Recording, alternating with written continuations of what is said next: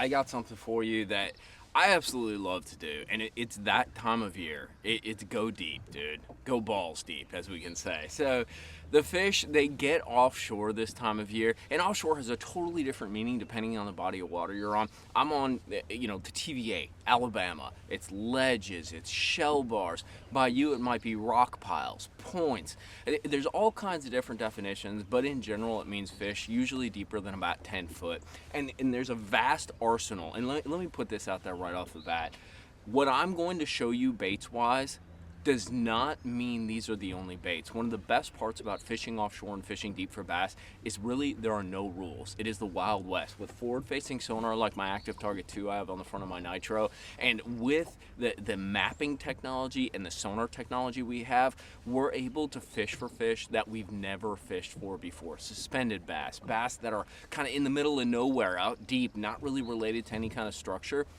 So take these as sort of, I don't know, starting positions, I guess, points of entry when it comes to deep water fishing. But the reality is, be creative. Modify things. Do things that fit your fishery based upon the forage structure and the way the fish are set up where you're at. With that being said, let's jump into it. Here's some of my basics to do some of that offshore fishing, and really one of my favorites, probably just because of the bites you get on it, and throw myself a little love. I caught 49 pounds some years ago doing it, and multiple 40-pound bags. It's a great reaction bait, and that's a crankbait, like this Berkley Dredger right here. I love a crankbait because it does a few things. It transmits the bottom really well, tells you exactly what's down there that you're running your bait through: hard bottom, rocks, shell, sand, if there's grass down there. It also does something that's really important, especially for the early portion of deep water fishing, and that's create a reaction. A lot of these fish, it was really interesting when I moved up here. I tried to do all this worm fishing, all this kind of Florida, finesse kind of worm stuff, soft plastic fishing, and then I'd get out a crankbait, fish it as fast as I possibly could, like fire, dude, like along the bottom, and I'd get bit. I'd throw the worm, nothing would happen. I'd throw that crankbait, burn it as fast as I could, and they would absolutely chomp it. So there's something about the reaction that crankbait gets, especially when those fish are set up near the bottom. There's a whole range of deep diving crankbaits. This is the Berkley Dredger. I like this one simply because they offer a variety of sizes, but they're a little bit smaller than some of the Magnum, like a 10XD style crankbait, but they still allow you to access those depths. So you can really have one rod, and that's what's kind of nice. This is actually that 7/8 moderately fast monster bass lunker stick. I can throw a 6XD, a 10XD, a 5XD, an 8XD. I can throw all those baits on one rod, and especially that Berkley Dredger, it's really easy to manage on just one rod. And the other one is something that's been getting a lot of love on Gunnersville because we haven't had much current, and that's a spoon. This is actually a nickel spoon. It's a casting spoon, not a jigging spoon. A lot of smallmouth guys will use a jigging spoon, or spotted bass guys. This is a casting spoon. Oftentimes mimics big shad. That's probably the most frequent thing, but can also mimic like whiting if you have them up north. Big kind of whitish bait fish or silvery bait fish. What's really strong about a spoon like this is it allows you to fish sort of that middle water column, and that middle water column can be any depth. It's just the fish are above the bottom, or they're reacting to stuff that's up above the bottom, versus that crankbait where it's a lot of like really close to bottom kind of reactions, because the big trick with the crankbait is the crankbait's interacting and diving and digging into that bottom, and that's what's creating the reaction. The spoon allows you to fish those fish that are a little higher up. Maybe they're related to bait balls, maybe they're just suspended. Gives you a lot of access to that middle water column. The next one, I absolutely love this. I've been smashing them on it this year, and that is a big old-fashioned swim bait. This is the Bass Mafia dangerous swim bait. And this is almost, I think, a 6'1" or something, 6-inch, but a pretty mondo swim bait. You don't need shad in your body of water to throw a swim bait. These bass, they're predators, dude. They'll eat themselves. They'll eat like 10-inch bass, 8-inch bass. They'll eat crappie. They'll eat all these kinds of bait fish. And a swim bait's great for mimicking that. What's really cool about a swim bait too is it crosses that transition that we talked about between that spoon and that crankbait. So basically, crankbait, bottom fish for the most part. Spoon, a little bit more suspended suspended up off the bottom. You can do both of those things with the old, as I call it, the swimmy shimmer. Basically, depending on the head you put it on, this is a Gambler Goat head, a 3/4. So with this head, I can bump the bottom in say 15 to 20 foot and just kind of slow roll it like you would a spinnerbait or something along those lines. But I can also reel it a hair faster and get that bait to ride up 15, 10 foot and access some of those fish that might be suspended. Maybe there's no current, maybe it's a cloudy day and they're up off the bottom, maybe there's bait up off the bottom. It allows me to access those depths both on the bottom and just above. The last one we'll talk about when it comes to moving baits, and like I said, there are no restrictions. There's only general guidelines, but there are no rules when it comes to this offshore deal. So there's a lot of different things you can do, and a lot of times you can take these basic concepts and use them to inspire other baits or other concepts that you can apply to your out deep offshore fish. But another one that I really like, and it's a sneaky one, dude, and that's a hair jig. This is just a big wad of fluff, dude, but they absolutely smash it. The reason I love a hair jig is one of the most, I guess, unattacked sort of groups of fish that we have now are those suspended fish that we talked about with the spoon. They're up off the bottom, they're hard to catch, and guys they're very hard to see on a graph, so guys don't target them as often. And with forward-facing sonar, with that active target too, I can see those fish, I know where they're at, and I know what they're doing.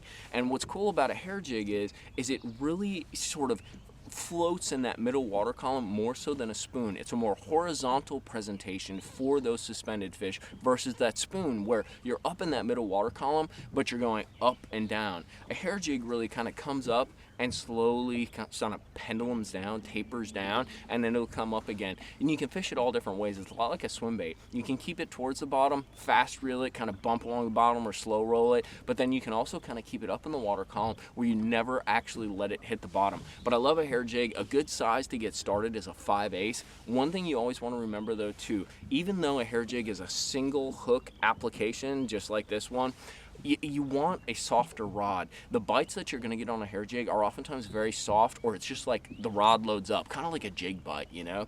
I guess it is a hair jig, so it makes sense. But I oftentimes use 12-pound fluorocarbon, a little bit lighter fluorocarbon, and a medium action like a 7.3. This is actually a Halo 7.3 XD3. It has the feel actually of a crankbait rod. And I like that because I miss a lot less fish. When they're really chewing it, you feel like, and you're like, yeah, they're there. But when it's a little more subtle and they're just kind of grabbing it, you're going to be reeling, you're going to stop your retrieve for a second, then you're going to go to reel again, and your whole rod's going to bend over. And if you're using too stiff of a rod, you're going to pull the bait away from that fish instead of hooking up. So moving on, guys, we got the most counterintuitive offshore bait. We got to catch up on this one. So we're fishing offshore, right? Deep, 10 foot or deeper. You know, those fish are out roaming around. One of the things that you see in summer when these fish are offshore is they can be on the bottom doing their thing, hanging out, chilling, to all of a sudden on the top blasting bait, schooling, blowing up, right next to, I've caught so many fish right next to the boat doing this, but sometimes they get super active, right?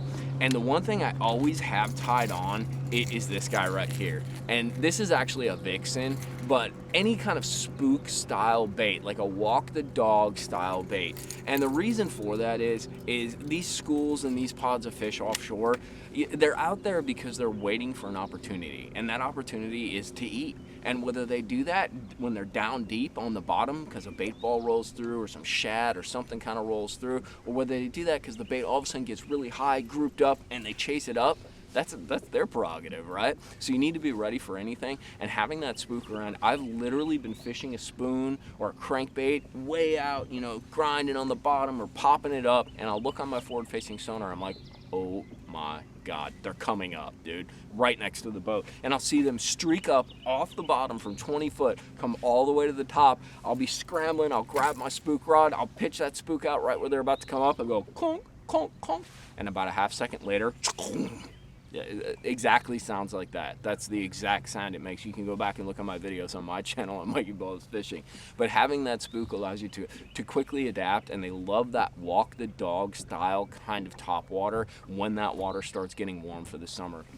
So sometimes, we talked about a lot of reeling baits. Sometimes those reeling baits, those reaction or more active baits don't get the job done. The fish are in a negative mood. Maybe it's been warm for a long time. The water temperature's getting higher. Maybe those fish have seen a lot of pressure. Gunnersville acts like that a lot. A lot of guys like to fish offshore. The fish are sometimes easy to find, so they get targeted a lot. So you need to be a little more subtle and nuanced in your approach. That's when you get out the more dragging rigs as well as your spinning rods. So one of the classics is this guy right here, and there's a million different variations, but that's just a football jig, a 1/2 ounce or a 3/4 ounce football jig. One of the tweaks that I like to make to set my bait apart a little bit is to get a football jig that has a little flat head on it like that. So it's basically a stand-up football jig. It allows this bait, when it's stopped, to sort of sit at like an angle, and all you're going to do is put kind of like a little creature kind of on the trailer. It's a dragging bait. You're interacting with the bottom. One little cool trick though that you can do with this is kind of slow drag it,